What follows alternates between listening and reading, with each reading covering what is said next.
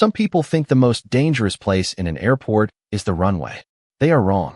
Sometimes, the most dangerous place is where assumptions are mistaken for authority. At 6:15 on a rainy Tuesday morning, Terminal B of Hartsfield-Jackson Atlanta International Airport was already alive. Rolling suitcases rattled across polished floors. Flight announcements echoed through towering glass ceilings. Children hurried to keep up with exhausted parents while business travelers stared into coffee cups and glowing phone screens, each convinced their destination mattered more than anyone else's. Among the thousands of strangers moving through the terminal walked Elias Carter, tall, neatly dressed, and carrying only a black leather briefcase. Elias blended into the crowd with the quiet confidence of someone who had traveled more times than he could remember. His navy overcoat was still damp from the rain outside, and the boarding pass tucked neatly into his passport reflected the organized habits of a man who respected schedules, procedures, and order. He had just stepped away from baggage claim when he felt it. Not a hand, a stare. Years of experience had taught him to recognize the weight of suspicious eyes before anyone ever spoke. He kept walking. Then came the voice. "You." The word cut through the morning noise, loud enough that dozens of nearby passengers turned their heads. Elias stopped slowly and looked over his shoulder. Two uniformed white airport police officers were approaching him with deliberate confidence. The older one, broad-shouldered with gray at his temples, rested one hand near his duty belt. The younger officer walked half a step behind him, scanning Elias from head to toe as though he had already reached a conclusion. "You need to come with us," the older officer said. Elias remained calm. "Is there a problem, officer? We'll ask the questions."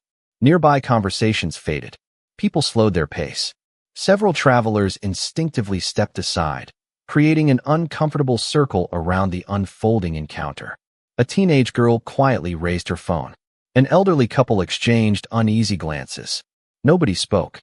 The older officer pointed toward a restricted security corridor. "Bring your bag."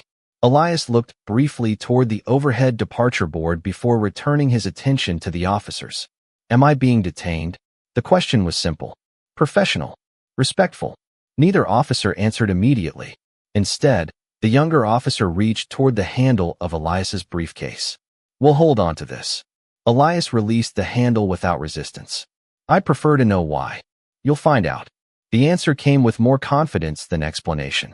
The surrounding crowd continued growing. People arriving from overnight flights slowed to watch. Airport employees pretended to organize luggage carts while quietly observing the scene. No one knew what had happened, but everyone recognized public humiliation when they saw it. The older officer stepped closer.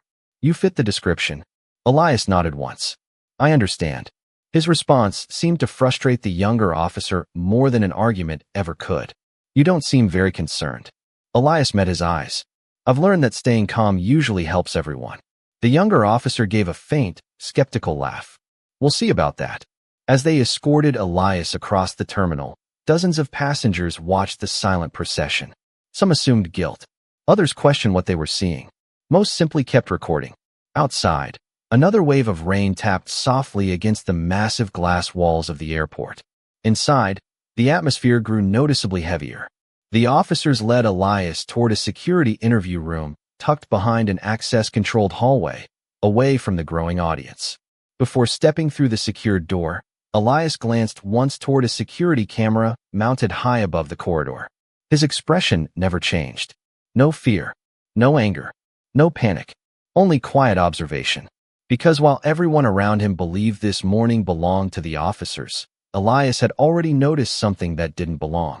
And before the first question was ever asked, he quietly realized the two men escorting him had just made a mistake they would never be able to take back. The loudest accusation often begins with the weakest evidence. The security interview room was small enough to make silence feel heavier than conversation. Gray walls, a metal table bolted to the floor, two plastic chairs facing each other beneath bright fluorescent lights that seemed designed to expose every expression.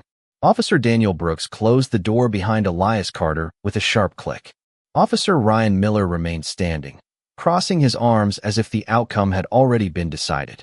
Elias calmly placed both hands on the table. He didn't ask to leave. He didn't demand a lawyer. He simply waited. Brooks slid the black leather briefcase onto the table. Open it. Elias looked at him.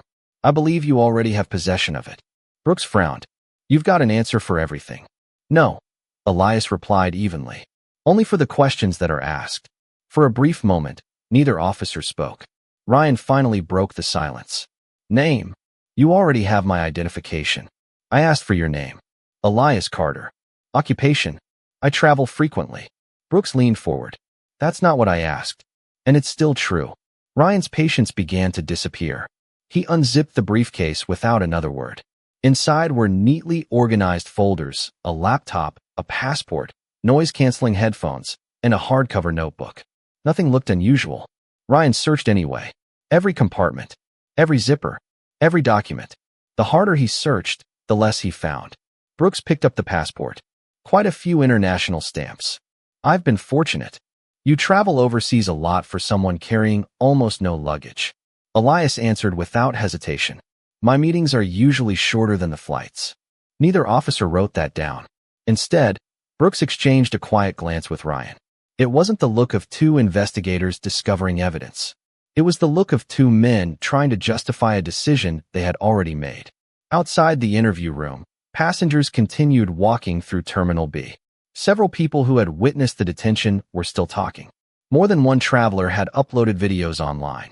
Airport security cameras continued recording every hallway, every doorway, every interaction. Inside the room, Ryan removed the laptop. Password. I'm willing to cooperate within the limits of the law. Ryan laughed sarcastically. So now you're giving legal advice? No. I'm reminding you there are procedures. The word lingered in the room. Procedures. Neither officer responded immediately. Instead, Brooks reached for the stack of documents. He flipped through page after page before setting them back down. Nothing connected Elias to any crime. Nothing matched the suspicion that had justified stopping him in front of hundreds of people. Ryan suddenly changed tactics. You seem unusually calm. Elias looked directly at him. Should I be angry? Ryan shrugged. Most innocent people are. Elias answered softly. Most experienced people aren't. That sentence landed differently. Not because it was loud. Because it sounded practiced. Measured. As though this was not the first time someone had confused confidence with guilt. Brooks noticed something else. Elias never once asked what he had supposedly done. Almost every detained passenger demanded answers immediately. Elias didn't. He observed. He listened. He remembered. His eyes briefly drifted toward the small surveillance camera mounted above the interview room door. Only for a second. Then they returned to the officers. Neither Brooks nor Ryan realized that while they were searching his belongings, Elias had already noticed several procedural mistakes they couldn't erase. And with every passing minute, those mistakes were becoming far more important than the reason they had ever stopped him in the first place. Real authority never rushes. It waits for everyone else to make their mistakes first. Officer Daniel Brooks closed the passport and slid it back across the table without saying a word. The silence inside the interview room had changed. It was no longer the silence of confidence. It was the silence that appears when certainty begins to disappear. Ryan Miller paced slowly near the door. Run him again, he muttered. Brooks reached for the desktop computer mounted against the wall. He entered Elias Carter's information a second time. The screen displayed exactly what it had before. Valid identification. No outstanding warrants. No criminal alerts. Nothing that justified a public detention. Ryan leaned over the monitor. There has to be something. Brooks frowned. Maybe another database. Without another word, he picked up the desk phone and pressed a speed dial button. Airport dispatch. This is Officer Brooks. A calm voice answered. Go ahead. I need another verification on an individual. He slowly repeated Elias's name, date of birth, and passport number. Several seconds passed. The dispatcher returned. I'm not seeing anything that requires detention. Ryan shook his head impatiently. Tell them to check federal. Brooks relayed the request. Another pause followed. Again, the answer was the same. No alerts. Ryan slammed one hand against the edge of the table. That can't be right. Across the room, Elias remained seated exactly as before. His posture never changed. His breathing remained steady. He simply watched. Not the officers. The process. Every unnecessary phone call. Every undocumented decision. Every deviation from procedure. Ryan turned toward him. You seem pretty confident. Elias answered quietly. I'm confident that records usually tell the truth. Ryan scoffed. We'll decide what's true. Elias didn't respond. Instead, his eyes drifted toward the smartwatch beneath the cuff of his overcoat. The movement was almost invisible. As Ryan resumed arguing with Brooks about what to do next, Elias rested one hand naturally on the table. His thumb touched the watch for less than 2 seconds. No flashing screen. No alarm. No vibration loud enough for anyone else to notice. Just a single silent confirmation. Hidden beneath the watch's secure interface, an encrypted emergency verification request had already been transmitted through a protected government network reserved for authorized personnel. The message contained only a few pieces of information. Identity, location, status. No names appeared on the display. No explanation was required. The signal disappeared as quietly as it had been sent. Across the room, Brooks continued speaking with dispatch, unaware that another communications center, one far beyond airport operations, had just received an alert that demanded immediate review. Ryan folded his arms. I don't like this. Brooks nodded slowly. Neither do I. But neither officer understood why. They believed the discomfort came from failing to find evidence. In reality, it came from something much larger that had already begun moving toward Terminal B. Elias glanced once more at the surveillance camera above the doorway. Then he looked back at the officers with the same calm expression he had worn since the encounter began. He knew the next people walking through that door would not be arriving because of suspicion. They would be arriving because someone, somewhere, had quietly realized that the wrong man had just been detained. The people who change a story rarely arrive with sirens. They arrive quietly, carrying the truth. Nearly 20 miles away, inside a secure federal operations center, a small notification appeared on a monitor that almost no one in the building was authorized to access. There was no alarm, no flashing red warning, just a discreet, encrypted verification request. The analyst monitoring the secure channel paused for only a second before opening the file. Identity verified. Location confirmed. Status detained. Her expression immediately changed. She picked up an internal phone. Supervisor Grant, I think you need to see this. Within moments, Assistant Director Rebecca Grant stepped into the operations room. She read the encrypted report in complete silence. Then she read it again. Who acknowledged the signal? She asked. Only this terminal, ma'am. Rebecca nodded. Keep it that way. No unnecessary calls. No public broadcasts. No alerts to airport police. She understood that information handled too loudly often became evidence destroyed too quickly. Prepare a response team. The analyst looked up. Marked units. Rebecca shook her head. Absolutely not. She closed the report and spoke with calm certainty. They're to enter the airport as ordinary travelers. Back at Terminal B, Officer Brooks ended another unsuccessful phone call. He rubbed his forehead. I still don't understand this. Ryan folded his arms. Maybe the databases are delayed. Brooks wasn't convinced. Nothing about the situation felt normal anymore. Every system they checked cleared Elias Carter. Every answer contradicted the decision they had already made. Across the table, Elias remained completely composed. His hands rested quietly in front of him. He never interrupted, never challenged them, never smiled. He simply waited with the patience of someone who understood that time often revealed more than arguments ever could. Outside the interview room, the airport continued its endless rhythm. Flights departed. Announcements echoed through the concourses. Families reunited. Business travelers hurried toward departure gates. No one passing the secured hallway had any idea that a completely different operation had just begun. Less than 15 minutes later, 4 men and 1 woman entered Terminal B through separate entrances. None wore tactical gear. None displayed badges. One carried a rolling suitcase. Another held a paper coffee cup. The woman wore a charcoal business suit beneath a light trench coat, blending effortlessly into the stream of arriving passengers. To everyone around them, they looked like strangers who had never met. But each carried a secure earpiece. Each moved with quiet precision. Without exchanging visible signals, they gradually converged toward the restricted security corridor where Elias was being held. Rebecca Grant's final instruction echoed through their encrypted communication. Observe first. No unnecessary contact.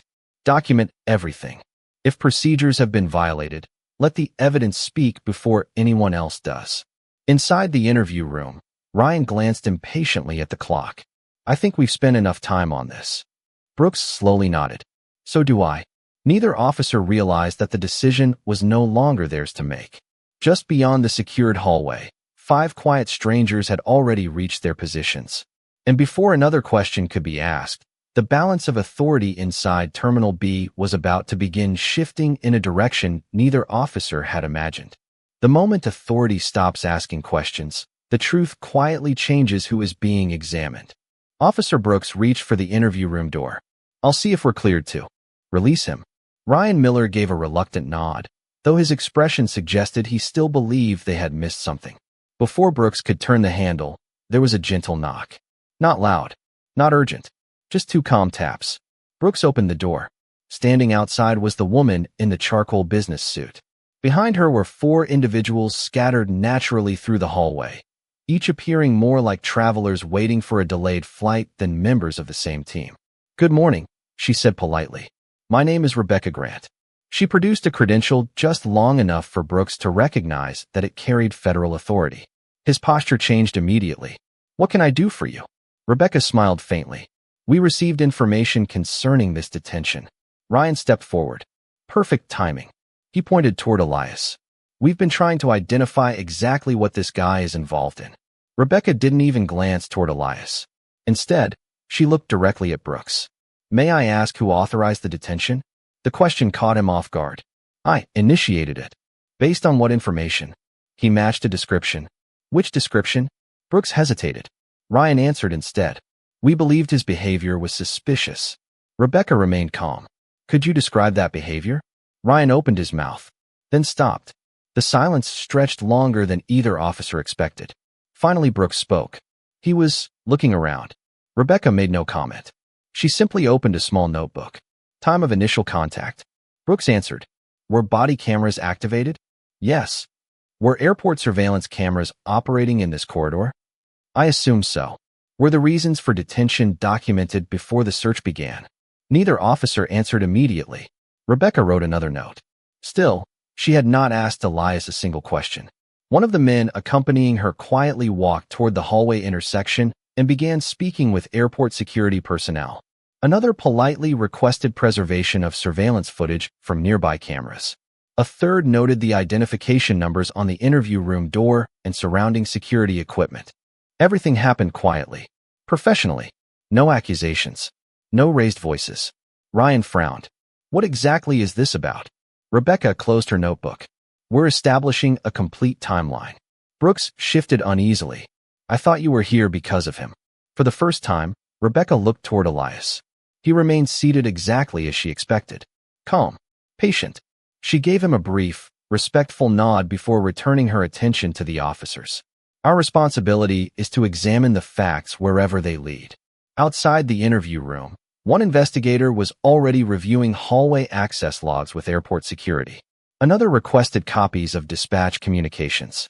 Every minute that passed generated another piece of documentation. Another timestamp. Another witness. Another record that could never be rewritten. Ryan looked from one investigator to another. They're documenting everything. Brooks quietly swallowed. For the first time since stopping Elias Carter in Terminal B, both officers felt something they had never expected to experience that morning. They were no longer directing the investigation. Without anyone announcing it, the investigation had begun turning toward them.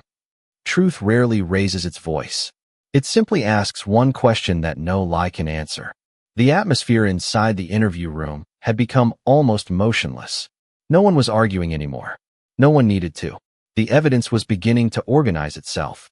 Rebecca Grant stepped toward the table where Elias Carter still sat with quiet composure. Mr. Carter, she said respectfully, thank you for your patience. It has not been inconvenient, Elias replied. His calm answer contrasted sharply with the growing tension surrounding the 2 officers. Rebecca turned back to Brooks. I'll need your incident report. It isn't finished yet. I'll wait. Brooks hesitated before opening the report on the room's computer. Rebecca read silently. One sentence caught her attention almost immediately. Subject displayed suspicious behavior. She looked up. Officer Brooks, can you define suspicious behavior as written here? Brooks shifted uncomfortably. He appeared nervous. Rebecca glanced toward Elias. Since arriving, she had observed him for nearly 15 minutes. His breathing had never quickened. His voice had never risen. His posture had never changed. She returned her attention to Brooks. Did you document any attempt to flee? No. Any threatening statements? No.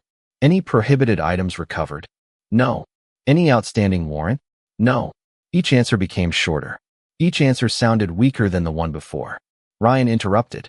We acted in good faith. Rebecca nodded. I'm not questioning intent. I'm examining process. The distinction settled heavily over the room.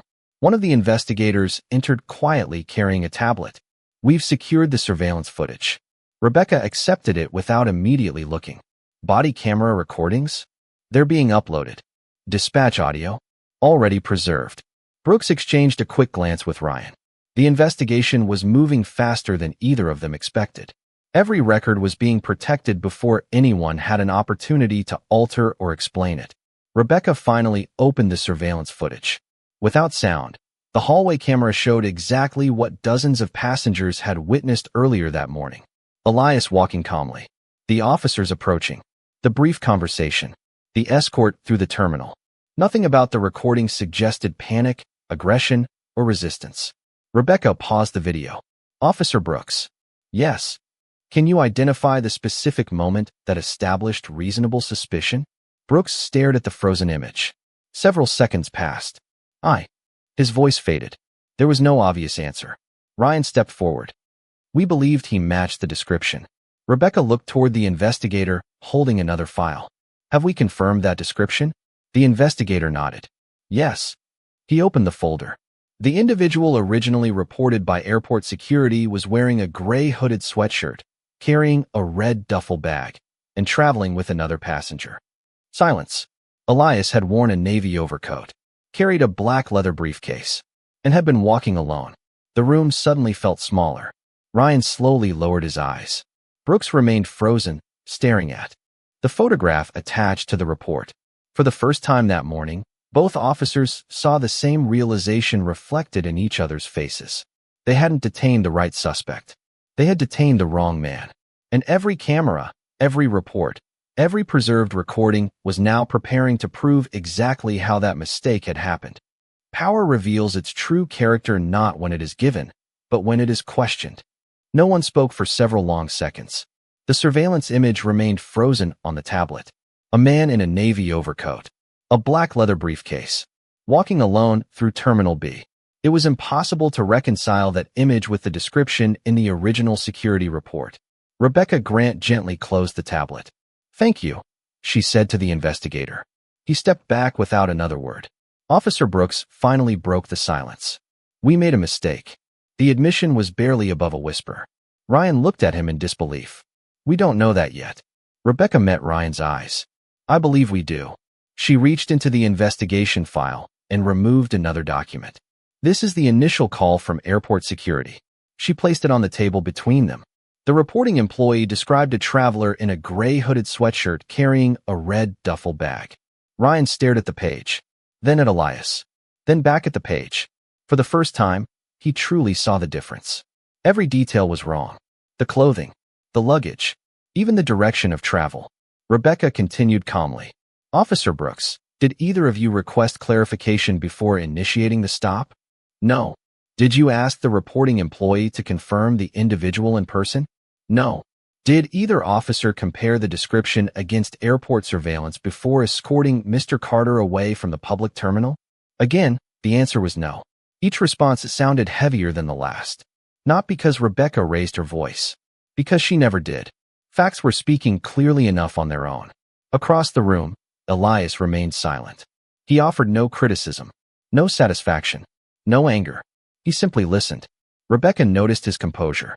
She had encountered many people wrongfully detained over the years. Some shouted. Some demanded apologies. Some carried understandable resentment. Elias carried something different. Dignity. The kind that remained intact even after public humiliation. One of the investigators entered carrying a sealed evidence envelope. The body camera recordings are secured. Rebecca accepted it. Any interruptions? None. Editing. No indication. She nodded. Excellent. Every piece of evidence now formed part of the same timeline. Dispatch communications, airport surveillance, body camera footage, officer reports, witness statements. Together, they painted a picture no individual explanation could erase. Ryan slowly lowered himself into a chair. This wasn't supposed to happen. Rebecca answered quietly. Most procedural failures aren't. She looked toward both officers. The purpose of procedure isn't to slow officers down. It's to protect innocent people when human judgment fails. The words settled heavily inside the room. Outside the interview area, passengers continued moving toward their flights, completely unaware that an investigation had already shifted from one traveler to two officers. Rebecca finally turned toward Elias. Mr. Carter. He met her eyes. I appreciate your cooperation. He gave a slight nod. I've always believed that truth has excellent memory. Rebecca allowed herself the faintest smile. It usually does. Behind her, Brooks closed his eyes for a brief moment, because he had finally realized something that no report, no explanation, and no apology could undo. The moment he chose to trust assumption over evidence, the investigation had quietly stopped being about the man he detained and had become a record of every decision he himself had made. Some truths do not need to be announced. They reveal themselves by the way everyone in the room suddenly changes their behavior. Rebecca Grant looked at the clock on the interview room wall. Nearly 40 minutes had passed since Elias Carter had first been stopped in the terminal. 40 minutes. Long enough for flights to board. Long enough for reputations to change. Long enough for one decision to become an official record. She closed the investigation folder and turned toward Brooks. For the time being, Mr. Carter is free to leave. Neither officer moved. Ryan finally reached for the interview room door and opened it. For the first time that morning, he stepped aside instead of standing in Elias's path. Elias rose slowly. He collected his passport, his laptop, his notebook, the leather briefcase that had been emptied across the table only minutes earlier. He checked each item carefully before placing them back inside. Not because he distrusted anyone, because attention to detail had always been part of who he was. Rebecca watched quietly. So much patience, one investigator whispered beside her. Rebecca answered just as softly.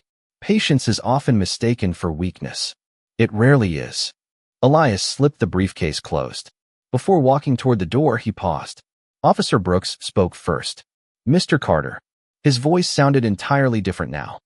I understand if you're angry. Elias looked at him for a long moment. I believe anger usually clouds judgment. Brooks lowered his eyes. I'm sorry. The words were genuine, but they felt painfully small compared to everything that had already happened. Elias nodded politely. I appreciate your saying that. Nothing more. No lecture. No accusation. No attempt to embarrass the officers in return. His restraint made the silence even heavier. Rebecca observed every expression in the room. The officers expected confrontation. Instead, they were facing dignity. And dignity has a way of exposing regret more clearly than outrage ever can. As Elias stepped into the hallway, the investigators naturally fell into motion around him. Not escorting him, simply accompanying him. Passengers walking past noticed little more than a professionally dressed group moving through the terminal together. No one knew what had unfolded behind the secured door. No one realized how close two careers had come to changing forever. Halfway down the corridor, one investigator approached Rebecca. The airport director has requested an update. Rebecca nodded. He'll receive one. And Mr. Carter? She looked ahead.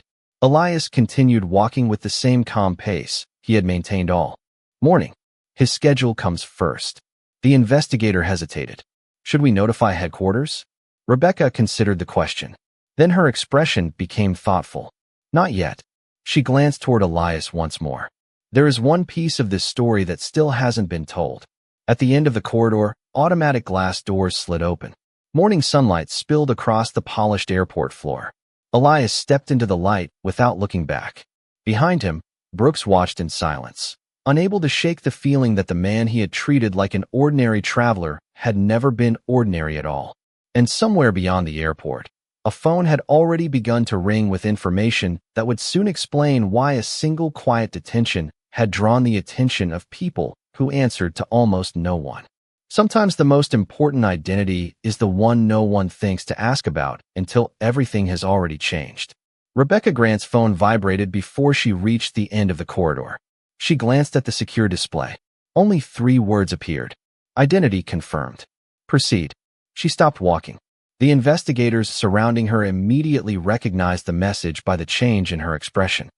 Conference room, she said quietly. Now. Within minutes, the 5 investigators gathered inside a secure administrative office overlooking the terminal. The blinds were partially closed. Outside, travelers continued moving from gate to gate, unaware that a routine airport detention had become the focus of a federal review. Rebecca placed a thin, encrypted folder on the table. No copies. No photographs. No electronic transmission outside this room. Everyone nodded. She opened the file. Inside was a single identification profile. The photograph showed the same calm man who had just walked through the terminal carrying a black leather briefcase. Elias Carter, one investigator read aloud. Rebecca looked around the room. That is the name appearing on his passport. A brief silence followed. Then she continued. It is not the reason this response was authorized. The investigators exchanged curious glances. Rebecca turned another page. Several official authorizations appeared beneath federal security markings. Entire sections were redacted. Others carried clearance levels that only 2 people in the room were permitted to access. One investigator slowly exhaled. I've never seen a travel credential linked to this office. Rebecca nodded. Most people haven't. She carefully closed the folder again. The details remained compartmentalized. No discussion outside cleared channels. No one asked another question. The lack of explanation somehow revealed more than a detailed briefing ever could. Meanwhile, across the terminal, Elias paused beside a large window overlooking the runways. Aircraft lifted into the bright Atlanta sky one after another. He checked the time on his watch. His schedule had already been delayed. Yet there was no frustration on his face. Only quiet reflection. Moments later, Rebecca approached him alone. The matter inside has been stabilized. Elias gave a slight nod. I expected it would be. I'm sorry for the inconvenience. He looked toward the departing aircraft. I've learned that inconvenience and injustice aren't always the same thing. Rebecca understood exactly what he meant. Injustice leaves records. And records matter. For the first time that day, Elias allowed the faintest smile. They matter because memories disagree. The truth usually doesn't. Rebecca hesitated before speaking again. Headquarters has requested confirmation that you're safe. Elias answered with complete simplicity. You may tell them I'm continuing my trip. Nothing more. No special requests. No demands. No mention of his status. Rebecca watched him walk toward his departure gate. Every passerby saw nothing more than a well-dressed traveler heading for his flight. No one recognized the quiet respect in the eyes of the investigators who watched him leave. And inside the secured investigation file, one final notation had already been entered, a notation that neither Officer Brooks nor Officer Ryan Miller would read until much later. It confirmed that the man they had dismissed as an ordinary passenger was someone whose identity required the immediate attention of officials operating at the highest levels of trust. Only then would they begin to understand that the greatest mistake they made that morning was never failing to recognize his face. It was believing that appearances were enough to reveal who he truly was.